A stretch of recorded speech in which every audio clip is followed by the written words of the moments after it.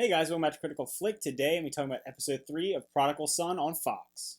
So in this episode we have Malcolm trying to capture another serial killer. This serial killer is drugging people with LSD, causing them to experience extreme fear and then removing their brains. So we have a little bit of a horror element to this episode. I like that. I like the fact that this show has embraced a little bit more of its horror elements. I think it's something that could be a really strong suit of the show going forward. I would like for it to push a little further away from the procedural cop drama, push a little bit more towards a really gritty horror aspect. I feel like you have the bones here of a show that could have some really good horror characters and some really iconic ones. Michael Sheen as the surgeon could be fantastic. He has some scenes in this episode where he really shows his terrifying, menacing aspects to his character, especially when he's having his conversation and confrontations with Malcolm's mother, who I think is another really compelling character. And those two have a relationship that is obviously very toxic, is obviously very hostile, and they have a lot of history, and you see a little bit more of what's going on behind the scenes at the end of the episode. But when those two clash, you have two characters that are on either side of the coin,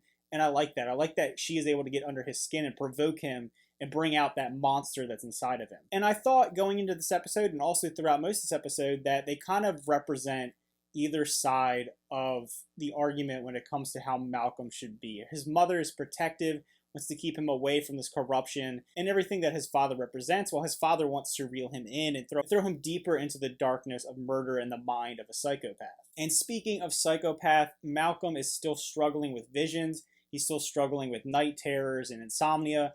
And I'll have to say, the first beginning part of the episode I thought was just a little bit ridiculous when he goes flying out the window because he's tied to the bed. It's so over the top. The show at times can get so ridiculous, and sometimes it works for me and sometimes it doesn't. There's an instance where it didn't, but there was another instance in this episode where things got ratcheted up to 11 that I enjoyed, and that had to deal with the scene on top of the rooftop when they confront a person who has been dosed with LSD. He's losing his mind. He tries to kill Malcolm, and just the whole part of that just ramped it up all the way. You have a lot of really high energy music, a lot of quick cutting back and forth. I thought it worked really well and really amplified the intensity of that scene. Because this show does have a strange thing about it where it does jump back and forth from being almost kind of whimsical and comical at times, especially with Malcolm quipping back and forth with his fellow workers, to really intense scenes. And they handle that well sometimes, in my opinion, and other times they don't, in particular the scene where he goes flying out the window. It just felt kind of silly. And I noticed in this episode in particular, and you've seen it a lot in the first two episodes, is Tom Payne's physical acting. He does a really good job of embodying somebody who has a lot bubbling beneath the surface. He has these twitches, these mannerisms.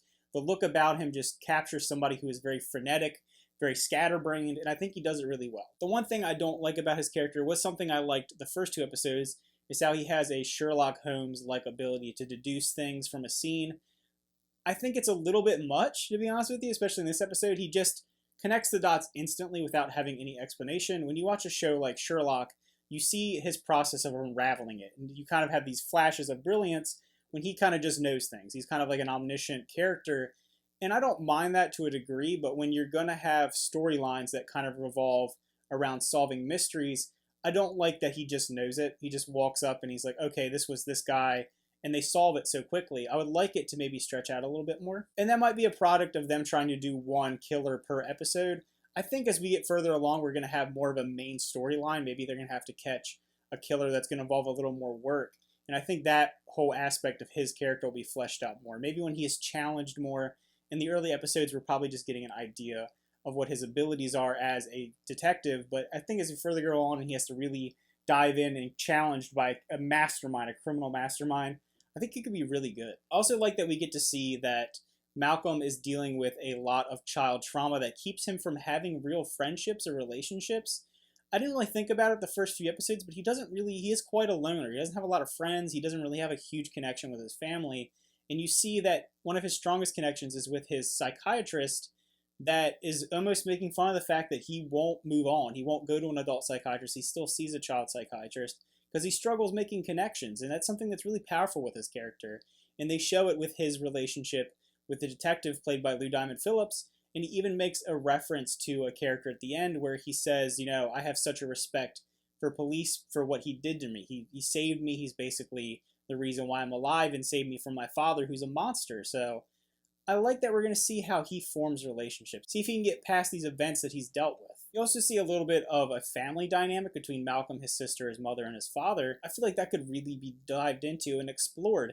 His sister not really understanding how horrible her father is. Seeing her mother is almost the problem. She says, I didn't really get to know my father. I only know what you told me. Maybe there's more to the story. And then having Malcolm actually experienced the wrath of his father, and just those two characters having completely different experiences and completely different understanding of their family dynamic. I would like to see that explored. Maybe the daughter meets with the father and things, progress in a different way, or you have, the father trying to reel in Malcolm and using the daughter in a way or the mother in a way. I'm interested to see how this criminal mastermind is able to weasel his way into Malcolm's life again. I love when they're on screen together, and I hope that we can have them on screen a lot more. At first, I was not on board. I'm like, hey, I want this to slowly unravel, but I like it. I like the tension between the two. You have someone who is so adamantly opposed and knows how horrible this person is. And then on the other side of the room, you have a character that is so maniacal and terrible beneath the surface, but on the surface is kind of that tempter. He's someone that wants to lure in Malcolm.